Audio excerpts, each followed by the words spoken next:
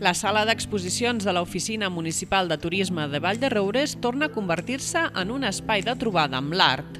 Este passat cap de setmana s'hi ha inaugurat Constante Variación, una exposició fotogràfica de José Antonio Frontal, un autor asturià que recorre el país compartint la seva obra.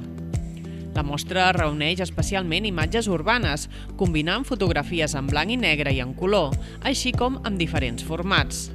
Una diversitat que, segons l'autor, respon a la necessitat de transmetre sensacions i emocions segons els diferents ambients.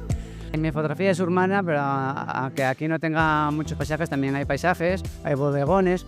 Es una visión muy rica y muy diversa de la realidad sensible que nos rodea, ¿no? Entonces, pero la gente siempre me llama mucho, la gente siempre transmite y siempre te sorprende. Entonces eso es lo que intento con mis fotografías, sorprender a través de la gente y de la belleza de lo urbano y de lo sensible.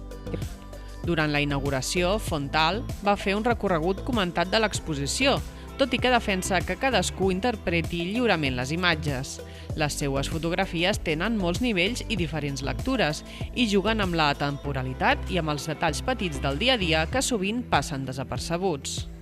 Creo que es muy importante que el observador haga suya la obra y disfrute de ella desde una manera personal. Si le desgranas todos los secretos, al final carece de interés la obra. Entonces, como es una obra pictórico-fotográfica, mezcla fotografía y pintura, tiene ese ala de atemporal, misterio y belleza. Es lo que quiero que la gente disfrute de la belleza, pero de una forma personal y disfrutando uno a uno los momentos. Y es un diálogo cognitivo y silencioso, donde el espectador soslaya lo que le quiero transmitir, ¿no? L'exposició ha tingut una bona acollida tant pel públic com per als artistes locals, que van voler acompanyar el fotògraf durant la inauguració. Constante Variación es podrà visitar a l'Oficina Municipal de Turisme de Vall-de-Roures fins al pròxim 3 de febrer.